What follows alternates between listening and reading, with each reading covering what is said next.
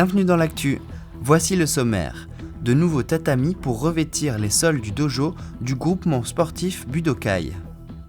De petits chirurgiens formés au danger des caries.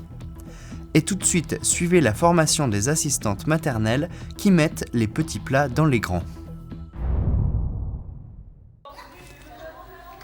Sous le patronage de la communauté des communes du pays de Niederbronn-les-Bains, les assistantes maternelles et le personnel en lien avec les enfants ont participé à une journée de formation sur l'éveil du goût chez les petits. Effectivement, quand un enfant a des difficultés à goûter, c'est comprendre ce qui se joue. Les comportements alimentaires et les conflits dus à la nourriture n'ont plus de secret pour elles.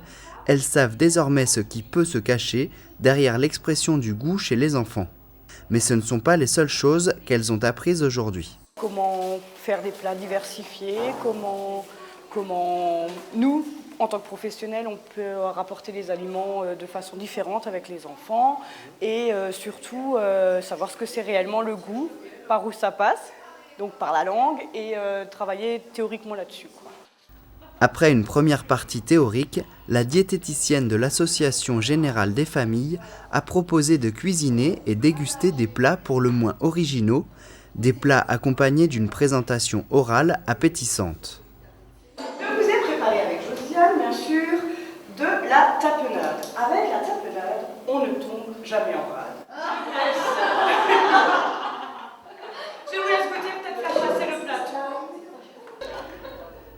Ces petites phrases sont une première approche pour amener l'enfant à tester de nouvelles saveurs. Car avant même d'avoir goûté, l'aspect, la substance ou l'odeur forment des préjugés qu'il faut contourner. Pour manger quelque chose de nouveau, il faut savoir que c'est quelque chose qui comporte un risque. On risque d'aimer, bien sûr, de découvrir quelque chose de totalement sympathique, mais on risque aussi dire non, j'aime pas ça. Hein. Donc il faut savoir, quand on fait goûter quelque chose de nouveau, laisser à l'enfant le temps d'apprivoiser, de s'habituer en fait à ce nouvel aliment.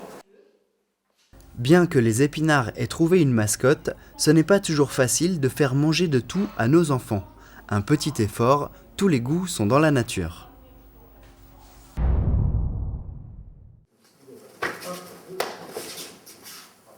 D'inspiration japonaise, le Nihon Taijitsu est une discipline de self-défense française.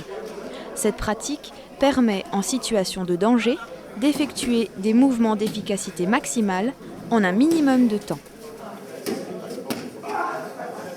Le Nihon Taijitsu peut être pratiqué par tous et s'apprend notamment au sein du groupement sportif Budokai de Gumbrechtshofen. Cette année, la municipalité, représentée par Monsieur le maire Fernand Feig et ses adjoints, ont financé les nouveaux tapis d'entraînement. C'est lors de l'inauguration des tatamis que Philippe Gallet, 5e dan de Nihon Taijitsu, est venu partager ses connaissances et sa passion avec les pratiquants.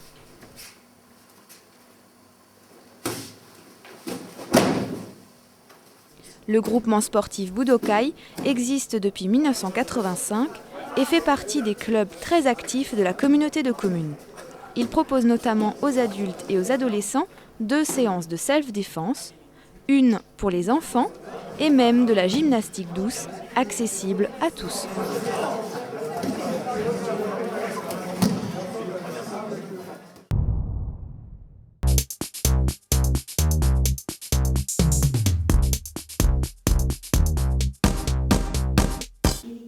Mâchoire géante, brosse à dents jaune XXL pour apprendre aux élèves de CP de l'école de Reichshofen comment soigner ses dents. Le programme MT Dents en collaboration avec l'Union française de santé bucco-dentaire fait son show. Est-ce qu'on fait tout en même temps ? En 2010, dans le Bas-Rhin, 12 400 enfants ont assisté à cette intervention. Et voici Mehmet, chirurgien dentiste aux dents de lait. À 6 ans, il connaît déjà bien le métier. J'ai regardé ses dents si elles sont propres. Les dents de Théo sont bel et bien propres. Devant un tel spectacle, on ne peut que bien retenir la leçon. Je dois brosser 10 fois de ce côté, 10 fois de ce côté. Et après, je brosse les dents ici, à l'intérieur et à l'extérieur. Pourquoi c'est important de faire ces gestes tous les jours? Sinon, on a des caries. Les dents des petits Alsaciens sont en bonne santé. Depuis la découverte de la plaque dentaire il y a une trentaine d'années, les enfants ont le sourire sans plomb. L'indice carieux, il était de 5 à 7 pour des enfants avec des dents cariées. Donc on a mis du fluor dans les dentifrices. On a commencé à apprendre aux gens à se brosser les dents avec des brosses souples, pas des brosses dures. Et par des actions de prévention, on est arrivé à des indices carieux de l'ordre de 1, 1,5. C'est-à-dire qu'on a vraiment réussi à diminuer ces taux de caries. Pourtant, à 6 ans, seulement un quart de ces petits Alsaciens ont déjà poussé la porte d'un cabinet dentaire. Le problème n'est plus le brossage, mais la visite annuelle chez le dentiste. On constate un petit peu avec regret, et ça justifie de pérenniser sans doute ces actions.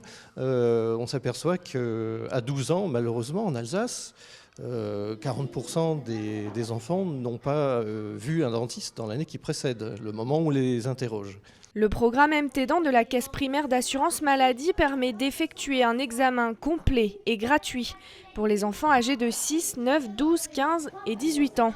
L'occasion de faire le point aux âges les plus exposés aux caries. Mieux vaut prévenir que guérir pour garder le sourire.